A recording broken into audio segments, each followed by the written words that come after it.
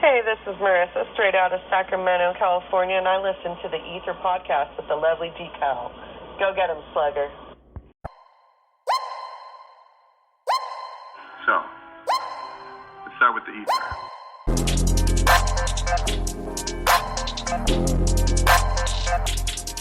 You're listening to the E.I.T.H.R podcast with Decal.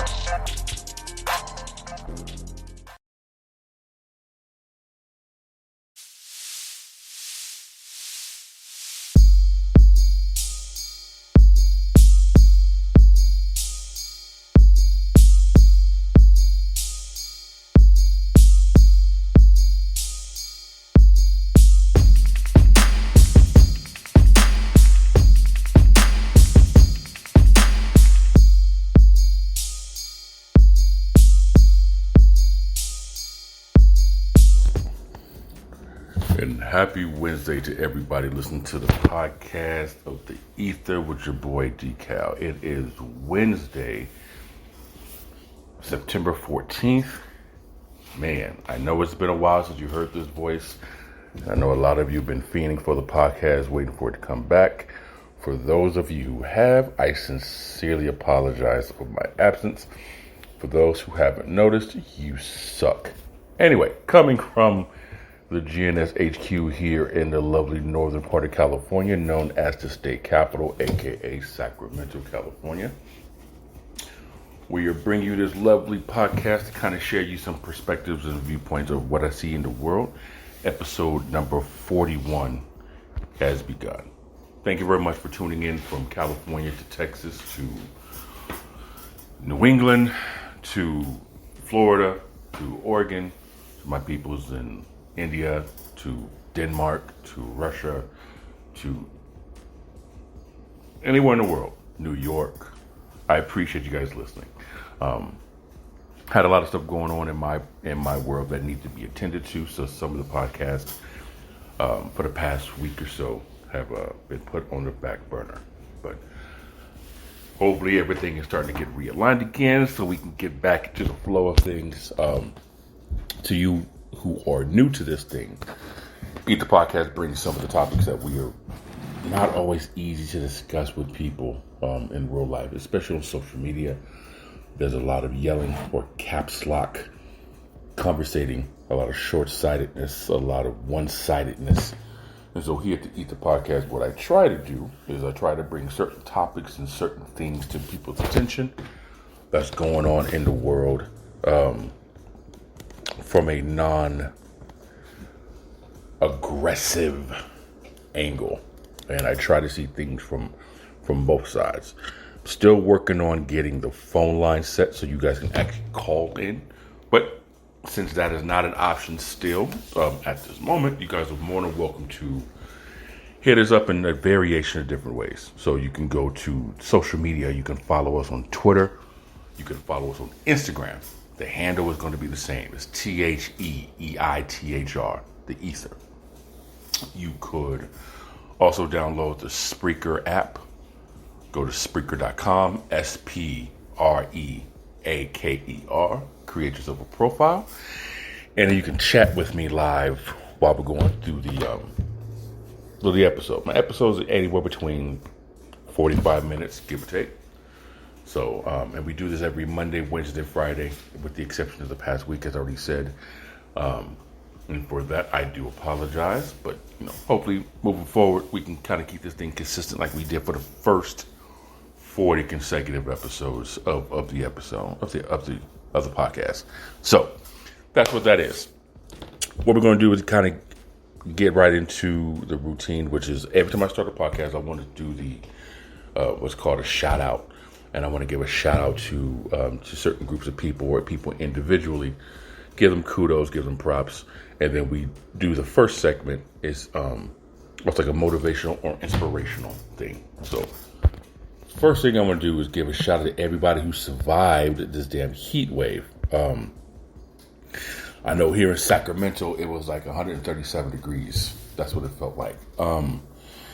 Last week, we had a day where it was like 116.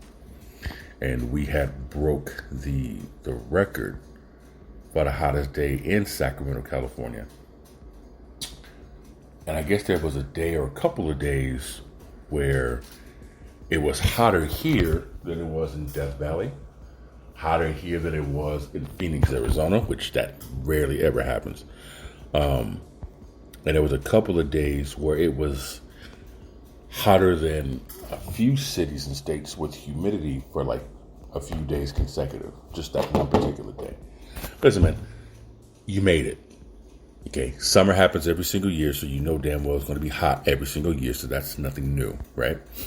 And you know it's going to be cold every winter. That's just common sense.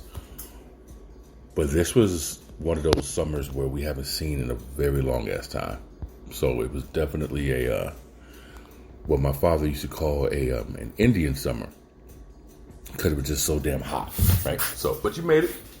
So now we're kind of cooling off in the 70s, 80s degrees again. Today I wore a hooded sweater for the first time in Lord knows how long. So ladies, hoodies are coming back, and this is your time to shine. And your hoodies and leggings and Uggs and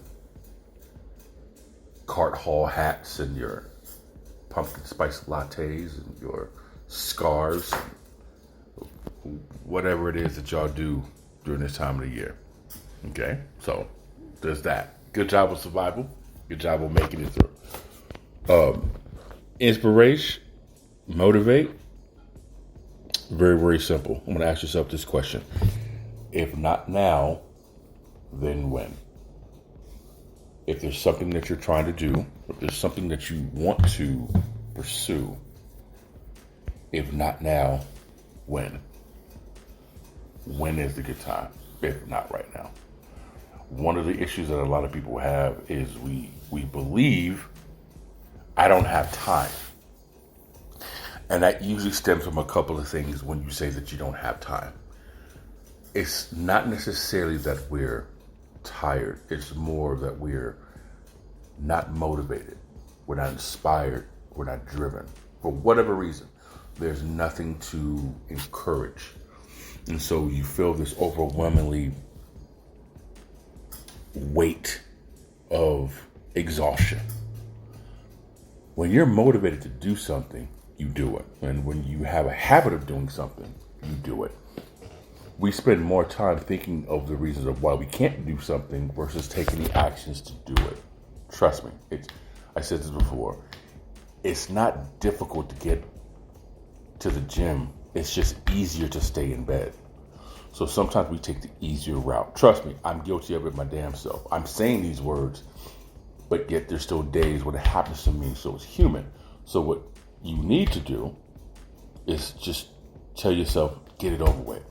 Because once you finish it, you look back at it, you sit back and say, okay, cool, great, it's over with. Give yourself a to-do list of what you need to do tomorrow, tonight, and then make sure you check it off. Believe you me, when you knock those things out, you're going to realize it's not that difficult. And the time that you think it's going to be isn't really as much time. It's just easier to not do it. Well, then that compounds on for you tomorrow. So some of the things I want to get into, the topic of the E.I.T.H.R podcast today, are a few things, is the state of hip-hop. I want to talk about how they're also using lyrics against people, the definition of being woke, and the new series on Disney Plus, She-Hulk. We're going to discuss that once we get right back. Hi, this is Clarissa with Sipology, and we have a fantastic selection of tea, teaware, and various other items. Currently, we are offering a huge 25% off sale with Christmas in July. Come check us out on Facebook at Rissa E.I.T.H.R. That's Rissa E.I.T.H.R.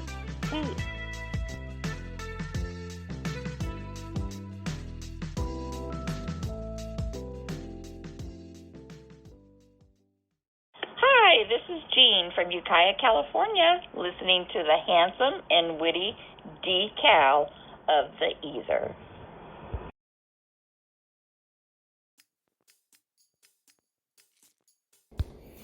Okay, so first thing I want to do is kind of want to get this out the way right now.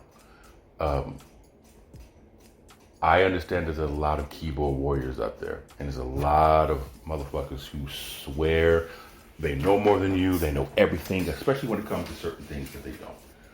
So, what you have to understand, ladies and gentlemen, is when not to waste your time on certain people. My guy, I had a conversation the other day with a tech guy. He had asked me this question when would we have rather grown up back in the 90s or today's world? And I had made a comment and asked a very good question because back in the 90s, when you're talking to somebody, you have to be in and use your mouth to talk to a lady with sort of conversation with anybody, right? I said, today's world, all you really got to do is create a funny meme, you know what I'm saying, and you can kind of get in there. The effort, I guess, is more digital than physical. And I made the comment that, you know, on the internet, 70% of the information that we find on the internet isn't accurate anyway. So you want to have a bunch of stupid motherfuckers thinking they're wise, not because they have accurate source of information, that their resources is valid, but they're going to go to whatever link agrees with their opinion. And most of the links aren't necessarily third-party, non-biased sources, but they're more of blogs and opinions that may align with what they believe. I think 70% of the population is just going to do that, so the information might not even be true. He says, well, you got to understand too that growing up back in the day, we're realizing that 80% of the information that we thought was true wasn't true. It's just back then we didn't have a way to check it, right? Back then we had no way of verifying if this was accurate or if it was farce. We didn't know, right? Someone said this person wrote this in this book, and this book is credible because it was approved by. Now we're realizing, because it was approved by doesn't mean that it was a good buy. So now it's like, oh, okay, well, valid point. I bring that up because growing up, we did have to source a lot of information and check the source of the source and make sure that it was all vetted and documented and verified, or at least by credible people who was known to be credible. Now, whenever you have a discussion with somebody, if they agree with you, you're right. And it doesn't matter if the information you provide to argue against them shows, no. The person who actually said it said this, and this is also what they said. So it was taken out of context. The proof that you're showing people doesn't matter anymore because it doesn't go and agree with what they believe in. Okay? You gotta know when to cut your losses when talking to certain people, because some people just won't budge.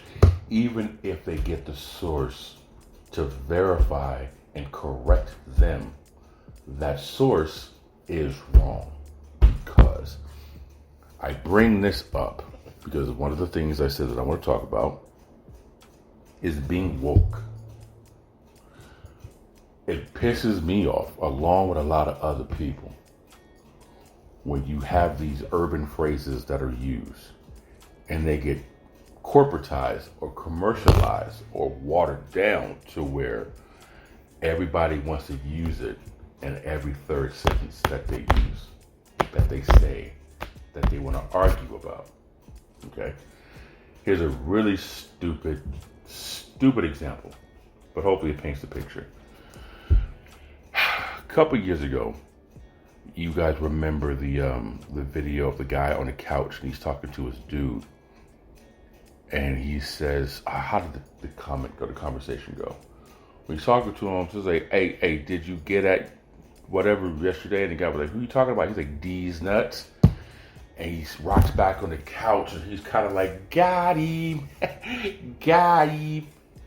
that became a sensation on the internet. Where every time someone made a joke or posed a question and they had a snarky comment, it was always a gaudy meme or gif to follow that. A couple years ago, me and my brother was watching a TV commercial. He completely missed it. And I was having a conversation with him. The commercial came on. I said, "You didn't even catch that, did you?" He was like, "No." So we rewound the show to the commercial. And it was a father whose daughter had just got her heart broken by the boyfriend. And the father went to console the daughter, and he's doing the fatherly thing, trying to make her smile. And the boyfriend comes to the house. It was like a home automation commercial. And the boyfriend's outside the house, looking up at her bedroom window with some flowers in his hand. He's calling her name. And the daughter looks and the father looks. And you can tell that she doesn't want to be bothered right now because he broke her heart. Dad tells the automation system, can't remember what the name he says, turn on the sprinkler system. And the sprinkler system comes on and it sprinkles and it gets the boy all wet and he has to leave because he's getting shot at by the water system outside in the lawn. And then it cuts to the advertising page for the system that he used, and you hear the father go, "Got him." Once I showed that to my brother, he knew exactly what I've been talking about. It's like you take something that people use and you make money off of it. Well, what happens is it now gets watered down. So everybody has to use this term. Everyone has to use this phrase. Everyone's now using the same, which I don't know if that's a deliberate strategy or not, or if they who aren't being able to relate to what this phrase means, to the struggle that's attached to it, they overdo it. Everyone knows that one person overdoes and overuses something, and it's almost to the point every time you hear it, it annoys the fuck out of you. That's what's happening, as an example, with the term woke. Woke meant for an individual to be aware. It meant to read between the lines. It was a reference to, come on, sister, get with it. Stay woke, right? These men out here playing people, breaking your heart. He's using you, girl. He's playing you because of this, and this. Stay woke. Stay awake. Don't sleep on him. Don't let him get the best of you. Fellas, it was always, have you noticed, man, you going out with these girls, you paying for the first date, you paying for this, you paying for that, and you don't get no call back unless she wants to go out and get a free meal? Come on, brother, stay woke. It was a phrase for you to wake up, to snap out of your daze, this facade of what you believe in. Stop looking at what you want to see and pay the fucking attention to what it is that they're showing you. Right? That's what the term woke meant. That was the phrase and the intention behind it. Pull the wool from your eyes, brother, and peep the bullshit. You know it's a game. So learn to play within the game so you don't get trapped in this game, so you can get out of the game. Now, the term woke is being so overly dramatic and so overly dramatized, so overly used, so just completely it's taken away from what it means. It's like the boy who cried wolf. Okay? That's what the term meant.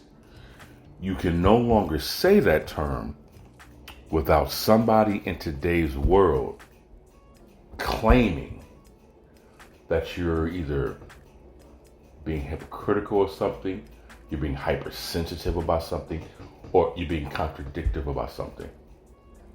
Okay?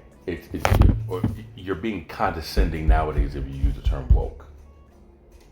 It no longer means what it meant. And that's the sad part about it. Because it's like those who can't relate are trying to be cool and use it. Well, now what they're doing is they're turning the phrase around, and instead of the phrase actually being enlightening and encouraging, it's now being something that people are trying to stay away from. So I don't know if these suits and execs understand that this phrase is meant for people to be aware and to research and to pay attention, to open their eyes. let's give it to them in a way that these stupid motherfuckers would hear it and it will turn them off. That could also be a strategy. I know a lot of people think conspiracy theories are one way, but if you pay attention, the theories come from somewhere. Not all of them are valid. Not all of them make sense. But a lot of them have things that we all need to pay attention to. And the late comedian George Carlin once said that the one thing that this government cannot stand, or any government cannot stand, is a sharp, conscious, intelligent society. Because they cannot control you that way. They can control you if you are woke. He also says that's why they call it the American dream, because you have to be asleep to believe in it. So it's one of those things where it had a meaning and now it's taken on a completely different meaning, which has almost completely destroyed the original meaning of it. And that's sad. And like I said, people are overusing it. And it kind of goes into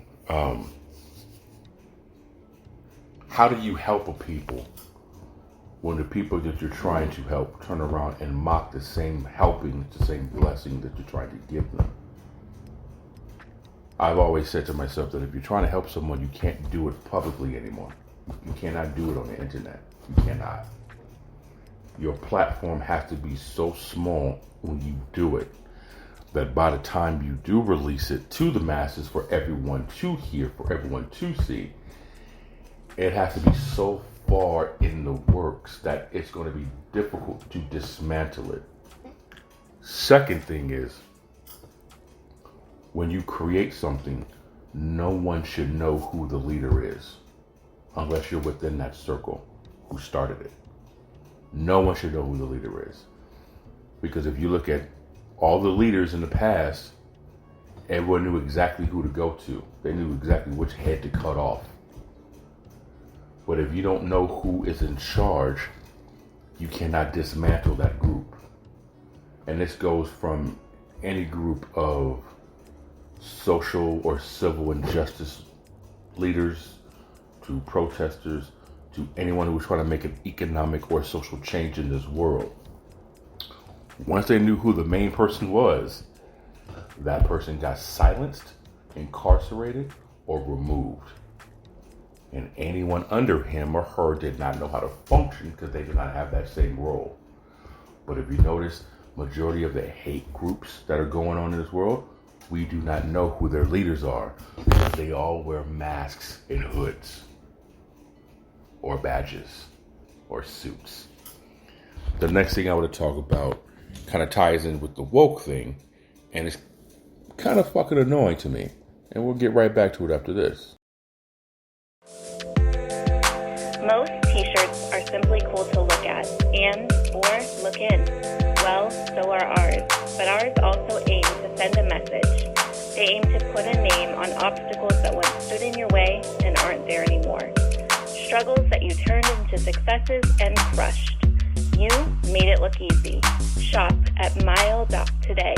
Mile.today. www.mile.today. A GNS collection.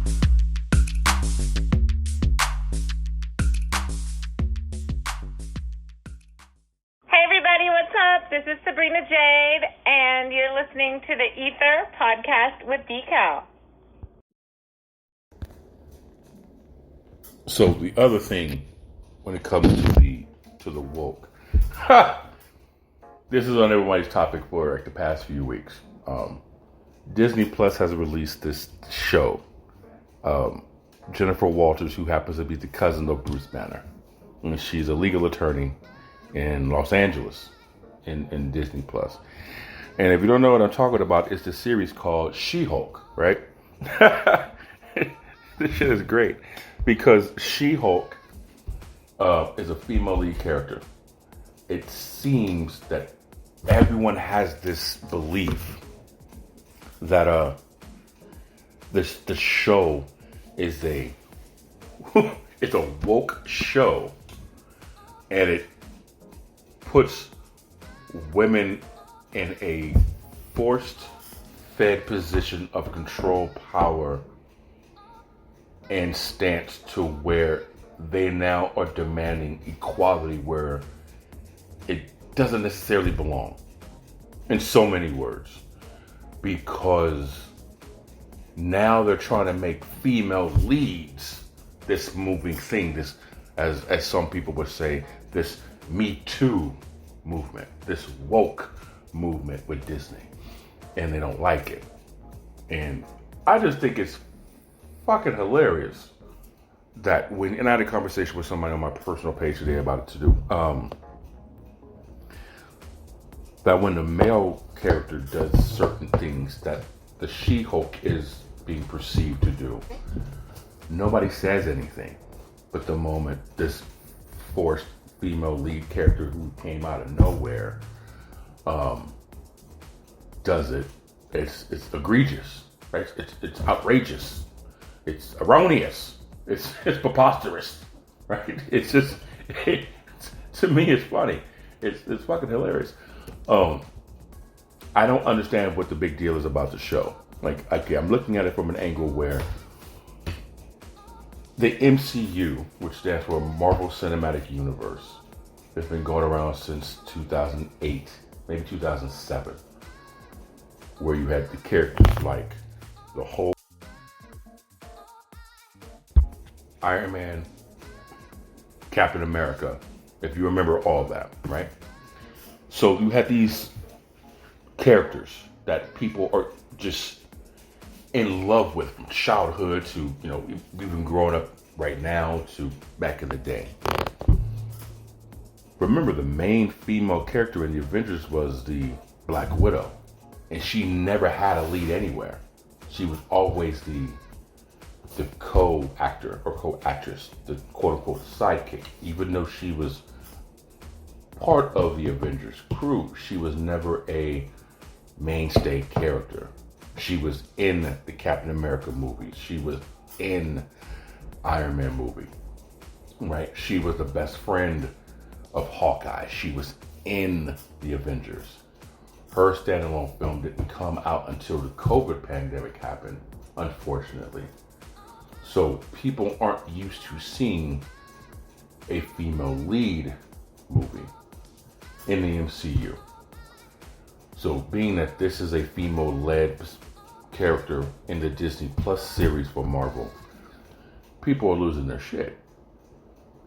And it's like, again, it's probably because they're not accustomed to it. And I think the timing of the female lead position, after all this social injustice and equality for women and this change of power and position in governments, and all of a sudden you drop this character. I think some of them are also people who never knew about She-Hulk. They knew the name, but they didn't know the character, right? They knew of her, they heard of her, but barely knew of her. And again, there was no reference of the character in any of the MCU films. So it's kind of like one of those, oh, okay, yeah. And then they see that it's the cousin of Bruce Banner, and people aren't really grasping the history of this person in Marvel. She's been around for a minute.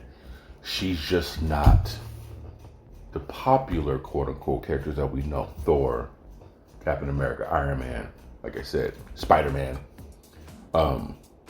They don't know, right?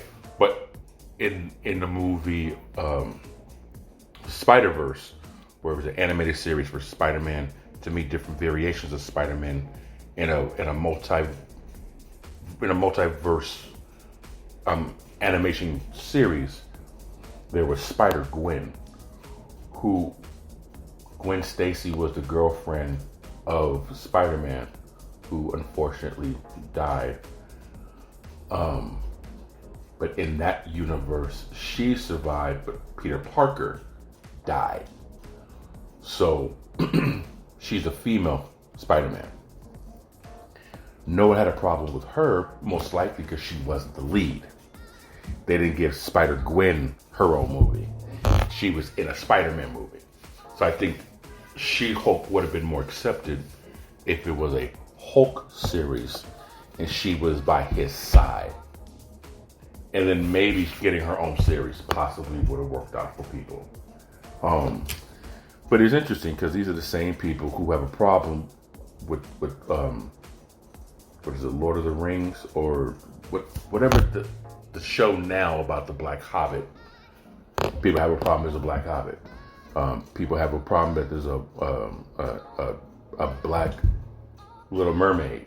People having a problem that, hell, man, in the new Black Panther movie, Namor, who's the first mutant type of person in the MCU, he's like half man, half Atlantean. So he's like the first submariner. Think of Aquaman, but he was like created 3 years before Aquaman was created. People have a problem with this character coming out because he looks Mexican. It seems that a lot of folks are having issues with characters who don't fit within a certain box that they are accustomed to. And I want you to think about the kind of people that you know who think like this, and what kind of people have always thought that way, right? It's if a male can beat up the bad guys and sleep with the good women that he wants to and be able to do whatever, we cheer that person on. But now we have a female lead character who's doing the same exact things, quote unquote, and the world has a problem with it. There's been movies where Tony Stark and Peter Parker and all these characters have danced, some kind of dance, and everyone's gigging to it. And the 4th episode of She-Hulk, she twerks with Megan Thee Stallion, and the whole world is going crazy about how stupid this is. I think it kind of just goes to show how when things are traditional, nobody wants to see change. And the fact of the matter is, she's been a character in the comics since the 60s and 70s. She's just a character that people aren't familiar with. So I think it's kind of a combination between timing and people being fatigued with the change that's going on. I don't get any type of credit or kickback for the She-Hulk thing, but I like it. I think it's dope. For my crushes in Marvel, my 3 crushes have always been, number 1 has been Tigra, number 2 has been She-Hulk, number 3 has been Black Cat. Those have been my Marvel crushes. And then tied for 4th has always been Storm or Rogue. Always been. But it's been Tigra, She-Hulk, Black Cat, Storm, and Rogue. Those have been it. I know a lot of people have had crushes on Cyclops, or they've had crushes on Mystique, they've had crushes on whomever. But I think it's pretty dope that She-Hulk is doing her thing. And a lot of the male characters in the MCU films, they've all embraced their superhero character. They've all taken on that title and took on the mantle of the responsibility. She's the one who didn't want to deal with it. She kind of just spoke, I just want to be Jennifer Walters, an attorney, and be this. And she lost her job because of it. And, she was like, okay, well, I'm going to embrace my alter ego and do these things. And people are criticizing her for that. I just think you get a lot of people. Listen, moral of the story is this. You're damned if you do, you're damned if you don't. Right? You're damned if you do, you're damned if you don't. You're damned if you take on the responsibility and you say, you know what, screw it. I'm going to do it. I'm going to enjoy it. I'm going to like it. You're damned if you say, you know what, I'm not really into this. I'm cool with this. I think I'm going to hold off on it. It doesn't matter. It just doesn't matter, because somebody is always going to tell you something, right? So for everybody out there who has an idea of what it is that you want to do, you're always going to have critics. So don't worry about what people are going to tell you, because people know more than you, especially those who don't know shit about you. They can always tell you how to spend your money, but they don't know how to make the money themselves to do it, right? Someone's always going to have something to say about something that they don't like, but they are also the kind of people who refuse to do anything to make that change, right? Or they'll get offended if you ask for them to, okay, well, demonstrate what it is you're telling me yourself. Then they'll come up with all these excuses and reasons to justify why they can't do it, but somebody else can. Listen, if you don't like the damn show, don't watch the damn show. Simple as that. If you don't like the character, don't watch the character. Don't cheer for the character. Floyd Mayweather once said, whether you pay to watch him win or you pay to watch him lose, you still pay to watch him fight. So it doesn't matter the reason why you're watching. You're still watching, and that's the bottom line. You're talking trash, and I think a lot of people do this too. They talk shit about somebody because they see somebody else talk shit about somebody, and that's kind of how they make friends, is by bashing someone that they don't like. That's the nature of being able to talk trash on social media, because you'll never be approached by the person you're talking trash about. But if you ever are, you can always sit back and say, man, that's just for Facebook. Easy cop out. Cowards do shit like that. And I try to cut off all my communication with cowards like that. There's a difference between trash talking a football team. There's a difference between trash talking a character you're never a fan of. There's a difference between trash talking somebody because of, a legitimate reason. But if you just bashing on somebody for the sake of bashing on somebody, I can't really respect that. And again, it's comic. But a lot of people, I feel, are just so ignorant to what they're bashing on. The part that irritates me is, like, out of all the problems in the world that's going on right now, this is the shit that you focus on. You focus on a mermaid who lives under the sea, who's friends with a singing crab. And these are the words of the woman who was the voice of the original Ariel. She doesn't understand it either. It's kind of funny, the battles people choose to fight, especially ones that they don't really have to do much in. It's one of those, I don't get it. I don't get it. Anyway, next thing I want to talk about on this is the change in hip hop. Listen, there's two variations of hip hop. There's a hip hop you like, and there's a hip hop that they're telling you to like, right? And I can go either way. My version of hip hop is the hip hop that started hip hop. Hip hop was meant to be a message. It was a storytelling genre music. It painted a picture.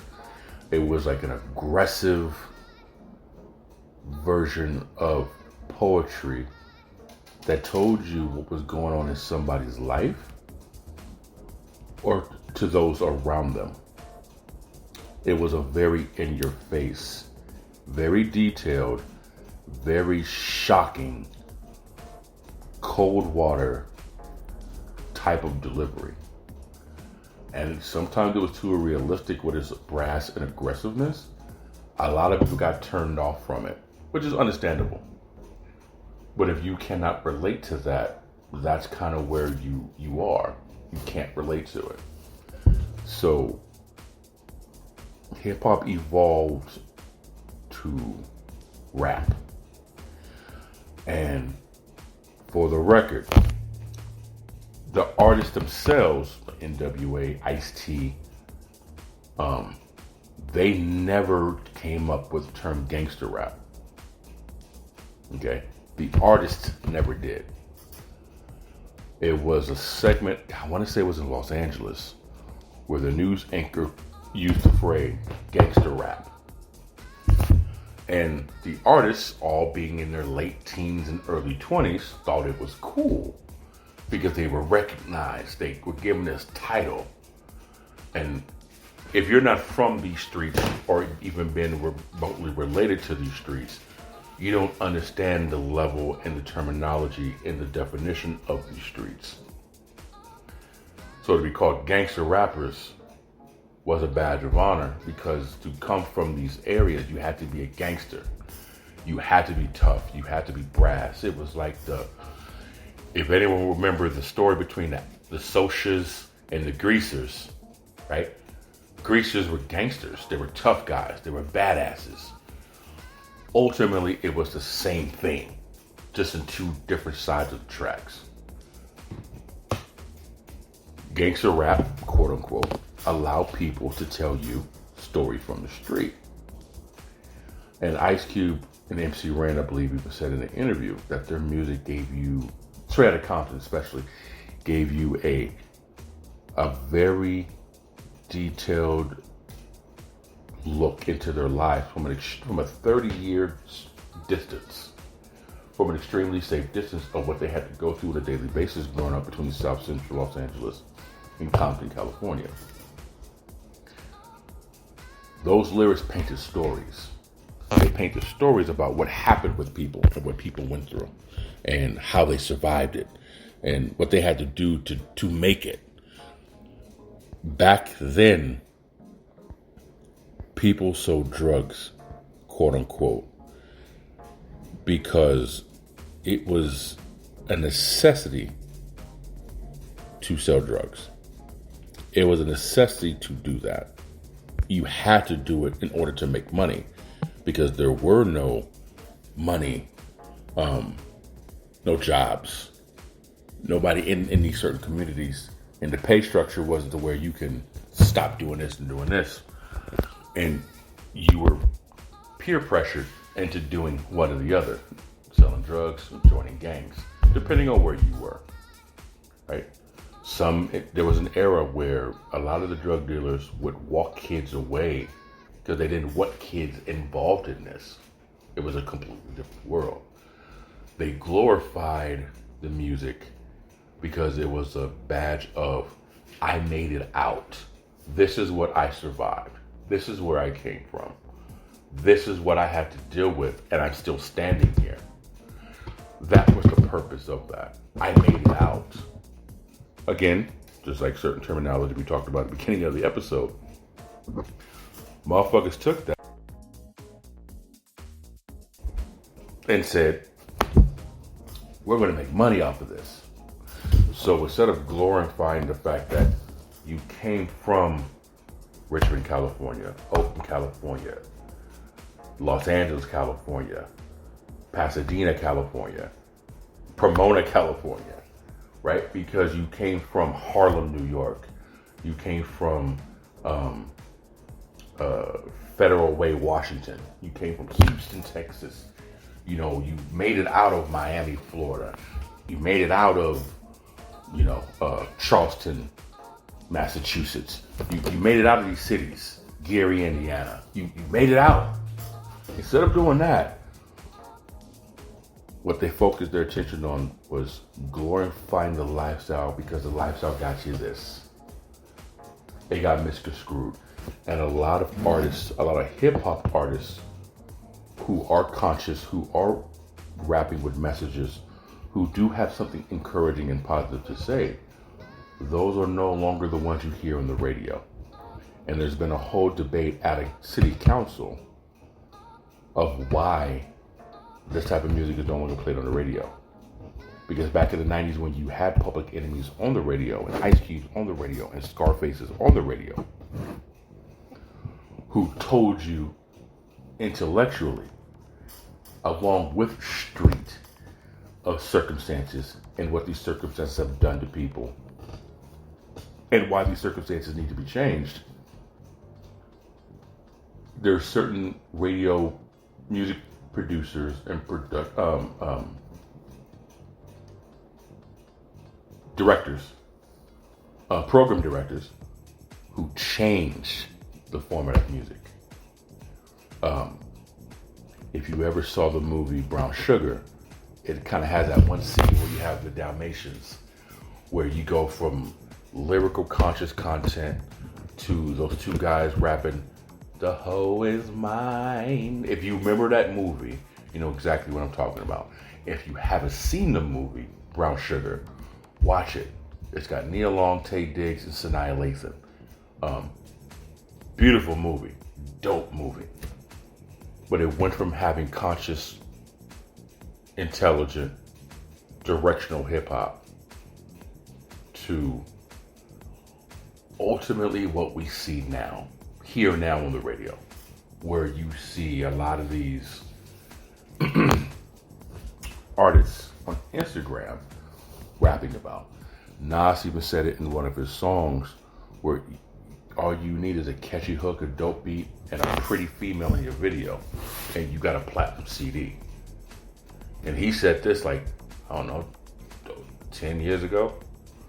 So a lot of the OG artists who made rap the way it is have said, this is not the art that we created, but this is an expansion of it. This is an extension of it.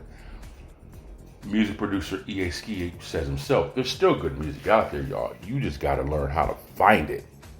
You have to find it now, because it's no longer easily accessible.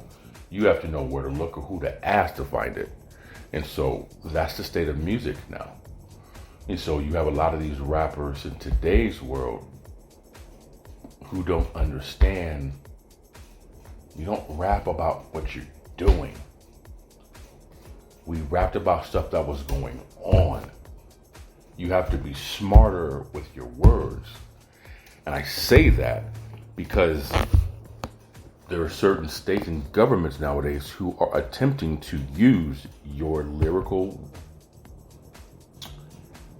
verbiage, your rhymes, against you in court, which you're making it easy for them. Because if you're rapping about doing something or something that you just did, you don't drive around and put the shit on your Instagram live. You don't tag yourself where the crime committed to prove you were there.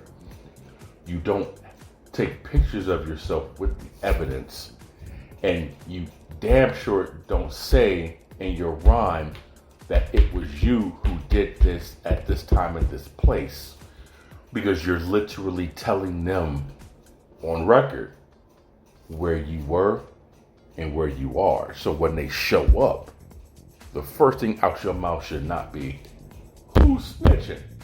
Because you can just pop in your CD, your tape, your record, or go to your iTunes, go to track 3, wait for verse 2, there you are, snitching on yourself. But it also kind of makes me feel,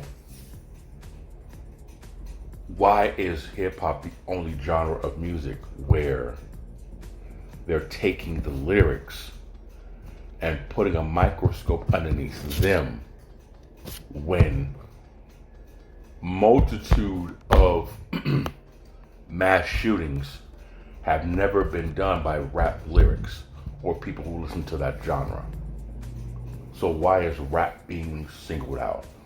Or is rap music the genre of music that they're using as a focal point, and they're also using other genres of music, right? I don't think you hear a lot of metalheads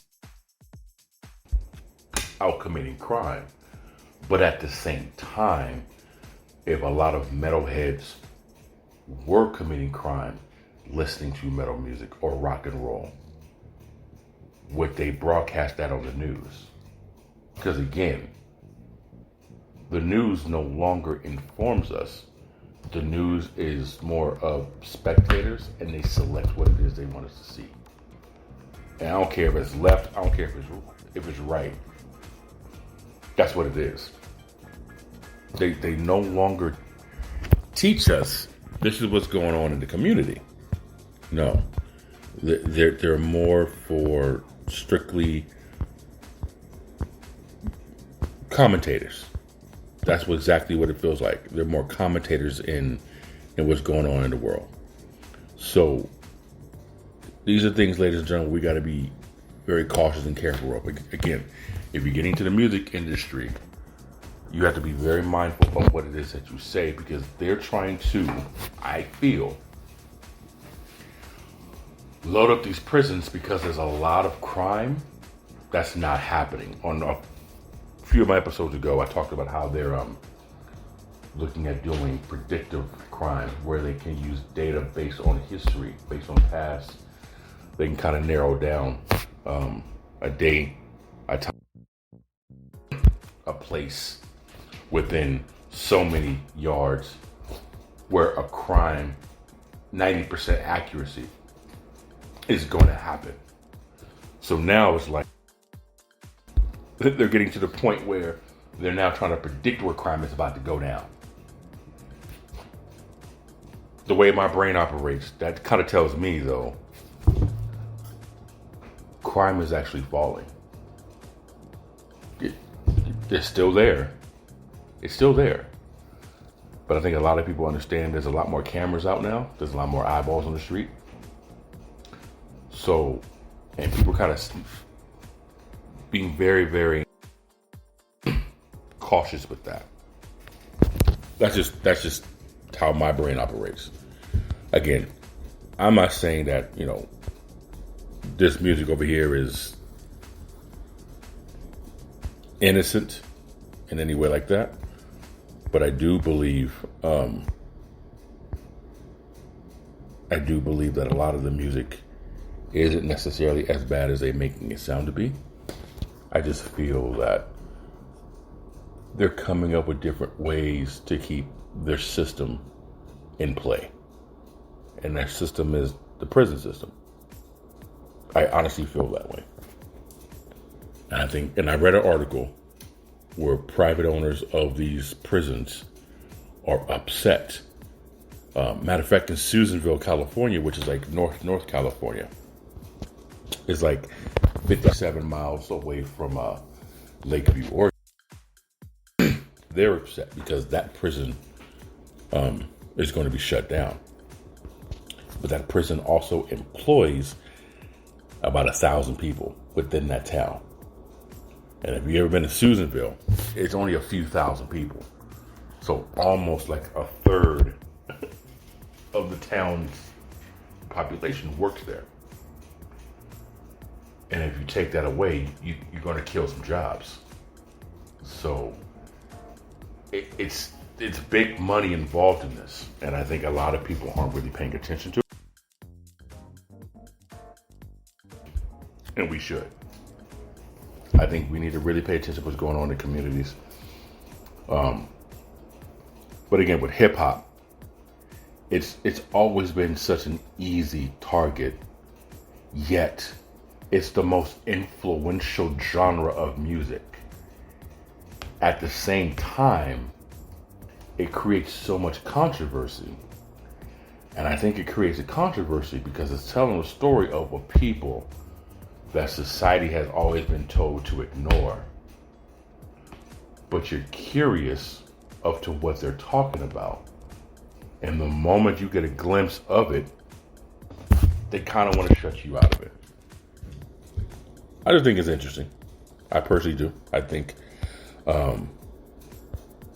they're doing their damnedest to make sure that the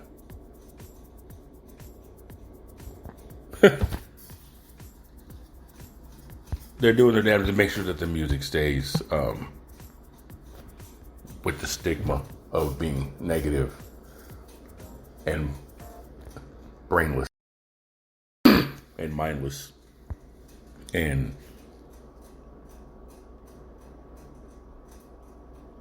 making sure that those who get into the genre of music, you're not taken seriously. I think that's what the whole thing is. Again, you can say whatever you choose to about it, but if you know anyone who's ever got into the genre of music, you'll notice that anytime they speak on certain issues, more people mock them.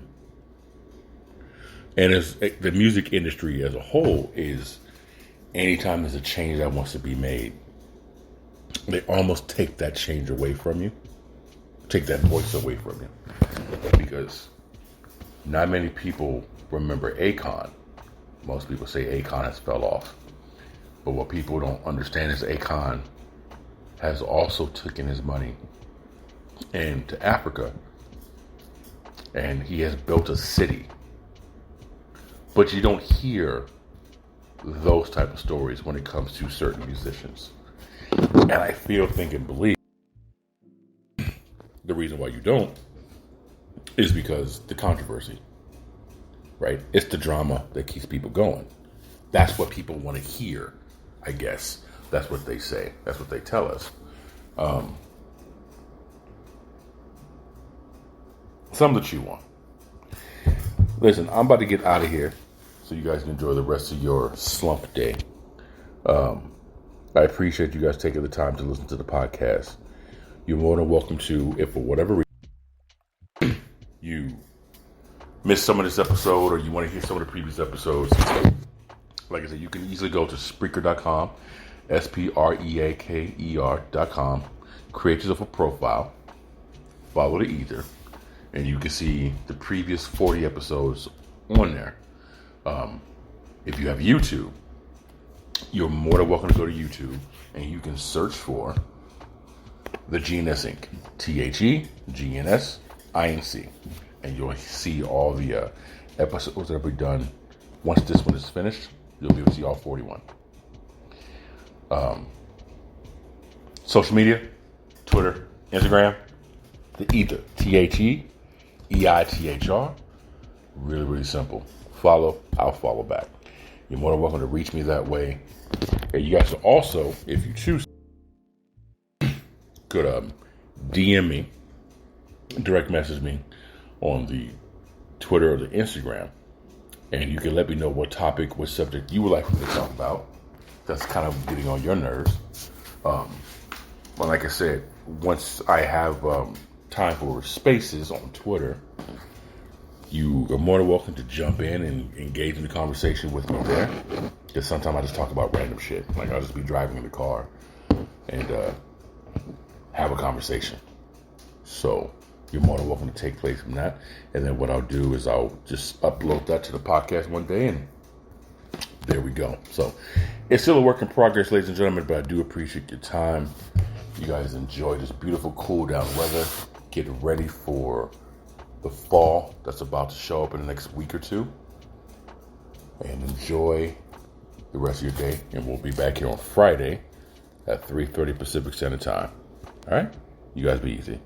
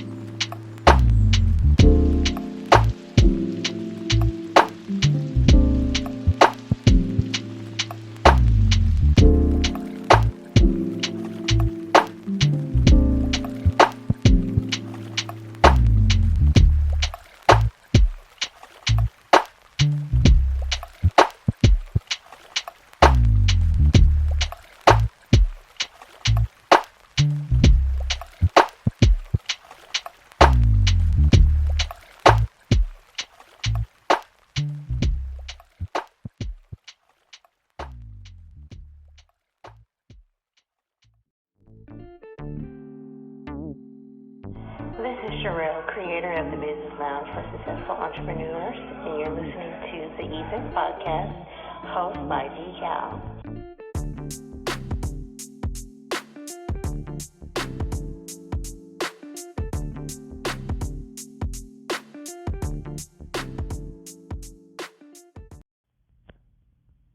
State ascoltando il podcast E.I.T.H.R con D.Cal.